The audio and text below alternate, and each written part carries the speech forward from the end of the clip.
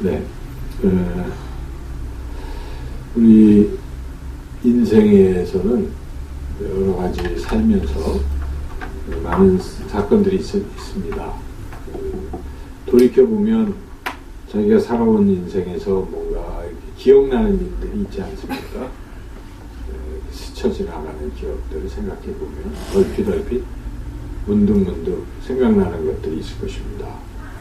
근데 나쁜 기억들은 자꾸 생각하면 안 좋죠. 그래서 그런 것들은 가능하면 잊어버리고 우리 인생에서 좀 좋았던 것들, 야, 그때 너무 좋았다 했던 이런 순간들은 자꾸 기억하는 게 좋을 것 같아요. 여러분들이 한번 인생을 좀 돌이켜 보시면서 가장 아름다웠던 순간, 추억이라고 볼 수 있는 가장 좋았던 시간들이 어떤 때인지요. 저도 오늘 말씀을 준비하면서 제 인생에 좋았던 때가 언제였을까, 가장 기억나는 영원히 간직하고 싶은 기억들이 무엇일까 이렇게 생각해 보다가 10년 주기로 한번 생각을 해보게 됐어요. 그래서 제가 1987년 28 나이에 제 아내를 처음 만난 것 같아요. 그때. 그래서 이렇게 수련회, 청년부 수련회 같이 갔다가 이렇게 사진을 찍었는데 우연히 같이 찍었어요. 그리고 우연히 찍었는데 사람들이 많았으니까. 근데 그 사진을 이제 받게 되어서 그 사진을 보면서 그 눈에 띄었어요. 그래서 가슴이 설레이고 그러던 차에 이렇게 저한테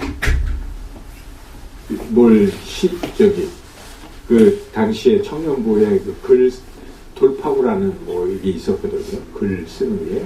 거기 기자였기 때문에 저한테 원고 청탁을 이렇게 했습니다.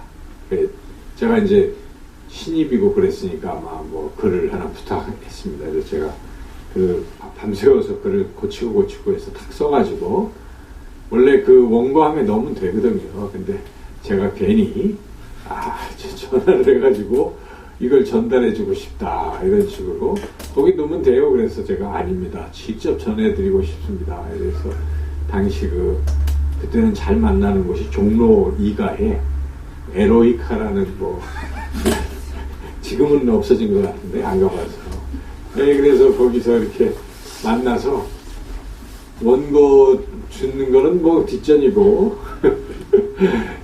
제가 저를 막 소개하고 이래저래 얘기해서 나중에 그 에로이카 주인까지도 기록했던 것 같아요. 제가 하는 얘기나 귀담아 듣고 젊은 애가 이제 계속 얘기하고 그러니까 그때 이제 첫 번째 만났던 게 기억이 납니다. 1987년입니다. 그래서 또 한번 10년 뒤를 생각해 보니까 이제 1997년 그때는 제 인생에 정말 기억할 만한 때예요. 그때 제가 목회자로 부르심을 받은 거예요. 1997년 그러고 보니까 가을에 40일 새벽 기도실 때 거기에 참석을 하게 돼서 그때 한 20일쯤 지났을 때 하나님의 부르심을 받고 목회의 길로 이제 들어서게 된 것이죠. 그래서 또 10년 주기로 그런 의미가 있었구나. 그러다가 97년 다음이 몇 년인가요? 2007년. 2007년은 영산교회 담임 목사로 부임하게 됐던 때예요. 그래서 그해 가을에 그것도 상당히 저한테는 제 인생에 정말 중요한 때 아니겠습니까? 그렇게 그래서 87, 97, 2007 제가 생각해보니까 올해가 2016년이니까 내년에는 뭔가 또 획기적으로 기억할 만한 일이 있겠구나 하고 기대를 해봅니다. 그래서 제 이야기를 해서 죄송한데 여러분 인생에서도 각자 기억할 만한 게 있을 거예요. 근데 제 생각에는 나쁜 기억, 아픈 기억은 하는 게 뭐 좋겠습니까? 그러니까 그런 것은 하지도 마시고 참 좋았던 것들을 다시 한번 되새기면서 살아가는 게 행복하지 않을까 이런 생각이 듭니다. 그래서 우리 꼭 기억할 만한 것, 그런 것들이 있는 것이죠. 근데 하나님께서도 우리를 바라보시고 우리 하는 행위들을 다 아시죠. 하나님 다 아시고 다 기억하시죠. 그런데 그 많은 행위들 중에서 특별히 하나님께서 기뻐하시고 기억하실 만한 것들이 있다는 것입니다. 오늘 우리가 읽었던 이 본문에 바로 그 하나님께서 특별히 기억하시는 그 일들이 있다는 것이죠. 그렇죠. 그래서 이것은 굉장히 중요한 것입니다. 무엇입니까? 두 가지죠.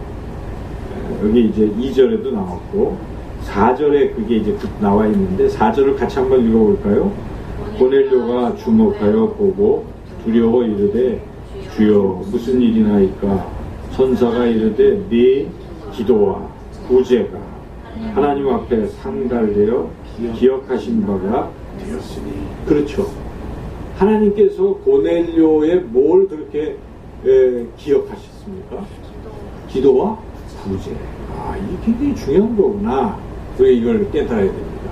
하나님께서 고넬료의 기도와 구제를 주목하시고 기억하시고 그리고 고넬료에게 복을 주셨습니다. 놀라운 은혜를 주셨는데 그게 무엇입니까? 가장 중요한 걸 주신 거예요. 구원의 복을 주셨습니다. 근데 혼자만 구원하신 것이 아니라 누구까지 구원하셨습니까? 고넬료와 그 온 가족들 또 옆에 있던 지인들을 다 구원해 주셨다는 것입니다. 이 구원의 복만큼 또 여러 사람들 같은 식구들의 그 구원의 복을 주신 것만큼 큰 것이 없을 것입니다. 이렇게 큰 은혜를 입었는데 그 은혜를 입게 된 계기가 무엇입니까?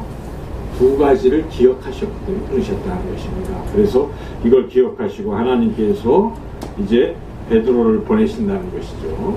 그리고 베드로도 또 환상을 보면서 서로 만나서 베드로가 설교할 때 이들이 다 구원받는 이런 은혜를 입게 되는데, 그래서 여기에 나온 이 기도와 구제라는 것은 우리가 하나님이 정말 기뻐하시는 것이구나, 하나님이 기억하시는, 특별히 기억하시는 거구나. 그래서 우리가 깊이 깨닫고 이 기도와 구제에 힘써야 하겠습니다. 첫째로 여기 기도하는 것.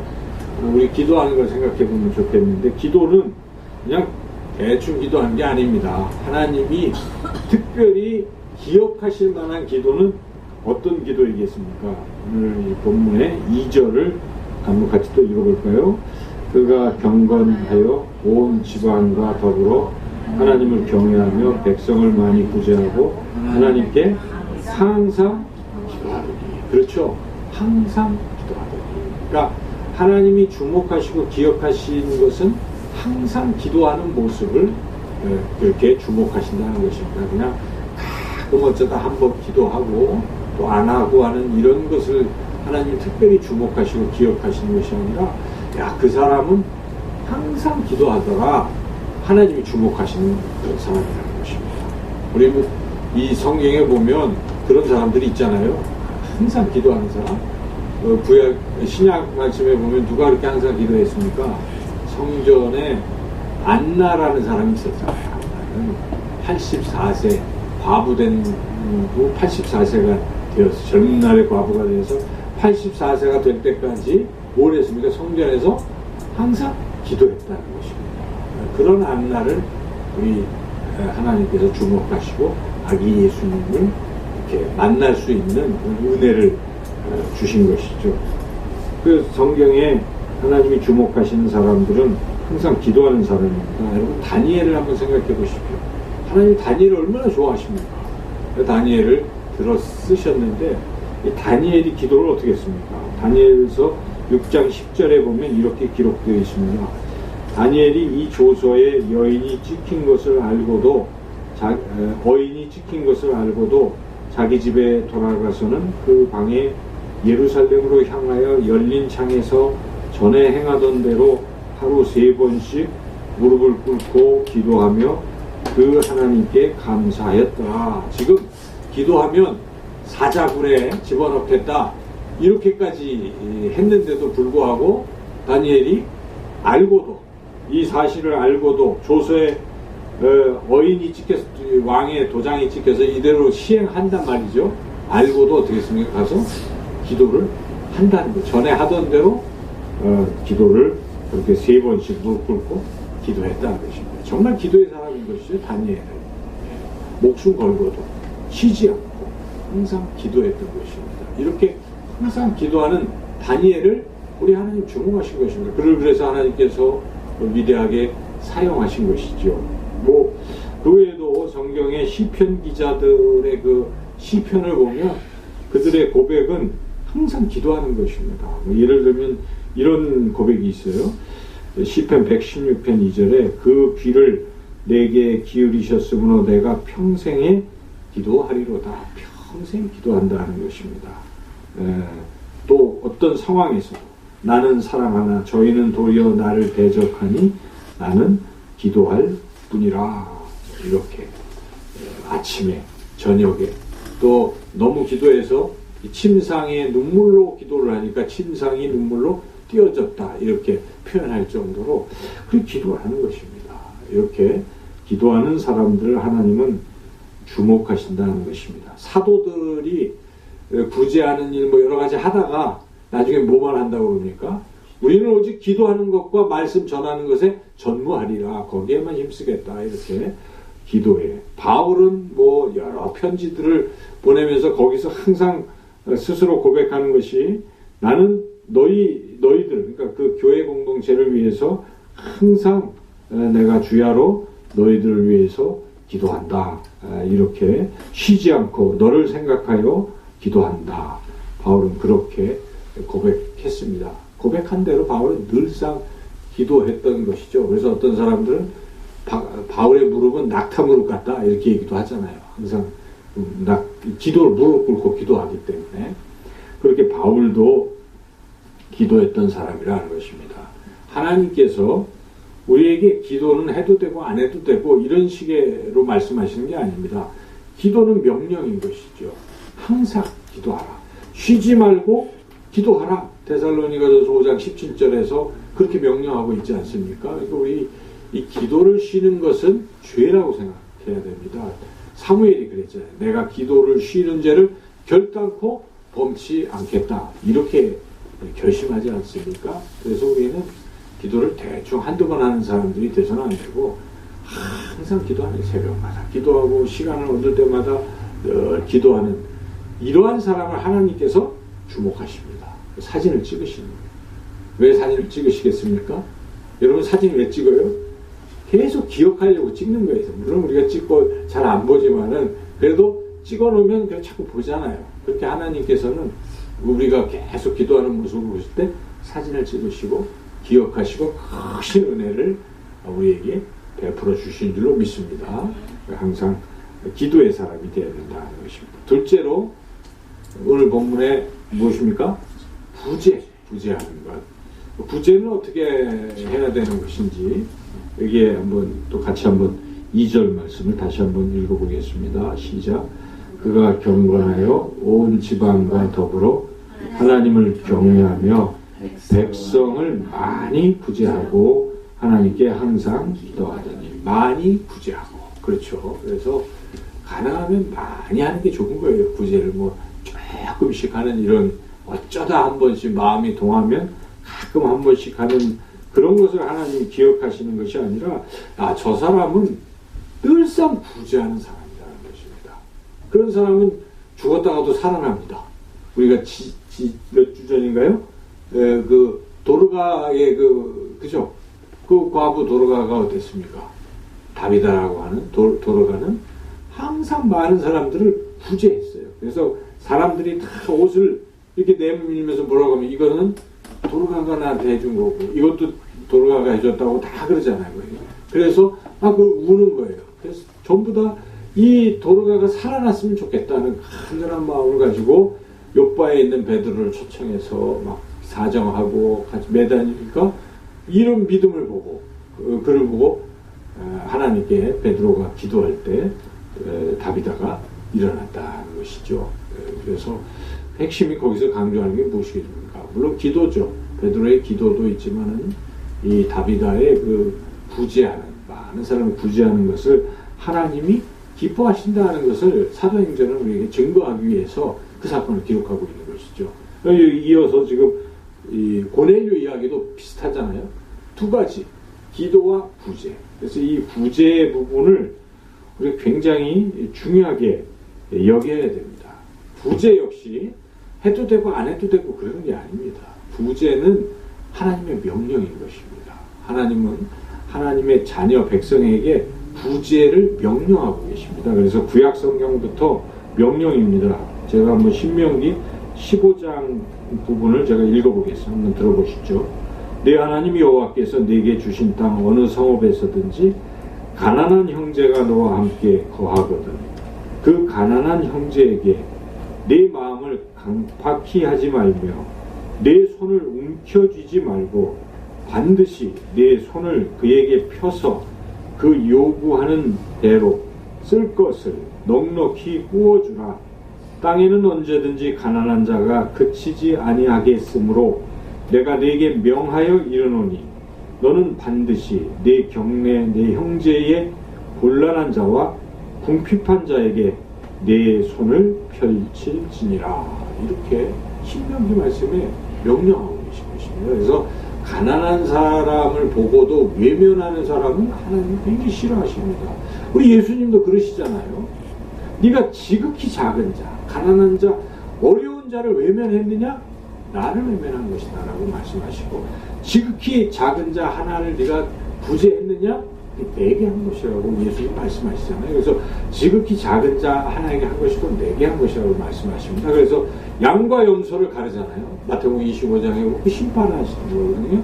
양은 천국에, 염소는 지옥에. 심판할 때 양을 누구라고 양이라고 말씀하십니까? 지극히 작은 자 하나에게 그렇게 구제하는 것을 양으로 봅니다. 그러나 그 못 본 척 하는 사람은 어떻게 됐습니까? 염소입니다. 또 예수님은 거지 나사로와 부자의 비유도 하시잖아요. 왜 부자는 지옥에 갔고 나사로는 천국에 갔을까? 나사로는 뭐 특별히 한 일 없이 천국에 가긴 했지만은 부자가 왜 천국에 못 갔을까? 딱 한 가지입니다. 그 본문만 보면 거지 나사로가 지금 막 가난해가지고 굶어 죽고 그 자기 집 문 앞에서 해도 모르는 척하고 있는 것입니다. 그런 것에 대해서 그런 결과가 주어졌다고 예수님 말씀하십니다. 그래서 그렇게 외면하는 사람들에 대해서 가난한 자를 보고도 못 본 척 외면하는 자들에 대해서 하나님 매우 싫어하시고, 반대로 가난한 자에게 이렇게 사랑을 베풀고 이러는 사람을 하나님 굉장히 기뻐하십니다. 여러분들이 이렇게 손을 항상 움켜쥐지 마시고 펴야 돼요. 자꾸 자기 쪽으로 이렇게 하는 게 아니라 펼쳐서, 내 아는 적이 없어져도 어떻게 해야 되는 겁니까? 가난한 사람들이 자꾸 나눠주는 거. 우리 예수님이 자꾸 받는 것보다 주는 자가 복이 있다는 것입니다. 자꾸 후히 베풀어라. 하나님이 기뻐하시는 제사는 가난한 자를 구제하는 것이 하나님이 기뻐하시는 제사라고도 히브리 기자가 그렇게 말씀을 하고 있습니다. 그래서 뭐 성경 도처에 가난한 사람을 구제하라. 오직 선을 행함과 서로 나눠주기를 잊지 말라. 이 같은 제사는 하나님이 기뻐하시느니라. 심지어는 열심히 일해서 구제하라. 구제하기 위해서 일하라. 이런 말씀도 있어요.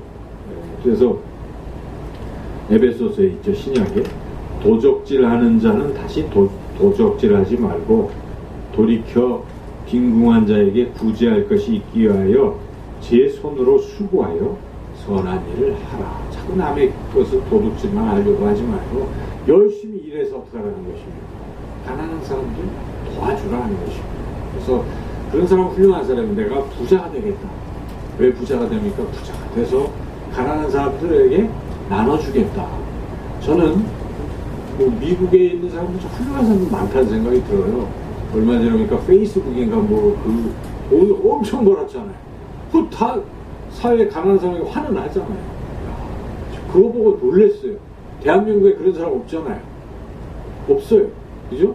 근데 미국 사람들은 그 소프트웨어 MS 그죠? 거기 그 사람도 그러고 또 누구도 그렇고 막 그러잖아요. 그런 거 보면 훌륭한 거죠. 많은 돈을 벌어도 자기 위해서 쓰는 게 아니에요. 가난한 사람들을 나눠주기 위해서 쓰는 그런 훌륭한 사람들이 있다는 것입니다. 그것이 하나님 기뻐하시는 사람이라는 것입니다. 그래서 성경은 그런 걸 많은 곳에서 증언하고 있습니다. 그래서 그렇게 해서 하나님께서는 부재하는 사람을 엄청나게 축복하는 것이죠. 잠언에 이런 말씀이 있습니다. 가난한 자를 부재하는 자는 궁핍하지 아니하려니와 못 본 채 하는 자에게는 저주가 많으리라. 이런 말씀이 잠언 28장 27절에 있어요. 그래서 자꾸 남에게 베푸는 사람은 하나님이 채워주십니다. 근데 반대로 자꾸 안 그러는 구두쇠 노릇을 하면 가난해진다는 도리요. 그래서 잠언에 똑같이 이런 말씀이 있죠. 흩어 부재하여도 더욱 부하게 되는 일이 있나니 과도히 아껴도 가난하게 될 뿐이라. 비슷한 말. 부재를 좋아하는 자는 풍족하여질 것이요 남을 윤택하게 하는 자는 윤택하여지리라. 이렇게 하나님의 원리입니다. 하나님은 자꾸 가난한 사람들을 돕고 부재하는 사람에게 재물을 더 주시고 축복하셔서 그 일을 계속 하게 하신다는 것이죠. 그러나 조금 하나님이 복을 주셨더니 움켜쥐고 막 이러고 있으면 더 이상 그게 끊어지겠죠. 그래서 우리가 살아계신 하나님께서 구제하는 것을 굉장히 기뻐하시기 때문에 그렇다 하는 것입니다. 이렇게 약속하십니다. 너는 반드시 그에게 구제할 것이요 구제할 때는 아끼는 마음을 품지 말 것이라. 이로 인하여 내 하나님 여호와께서 내 범사와 내 손으로 하는 바에 내게 복을 주시리라. 그렇습니다. 그리고 구제는요, 특별히 이 구제는 하늘에 쌓아두는 보화라고 성경 그렇게 예수님 말씀하시잖아요. 그래서 동록이 재물을 지상에 쌓아두면 이게 다 잊어버리고 그러는데 하늘에 쌓아두면 잊어버릴 염려가 없는데 뭐가 하늘에 쌓아두는 것이냐?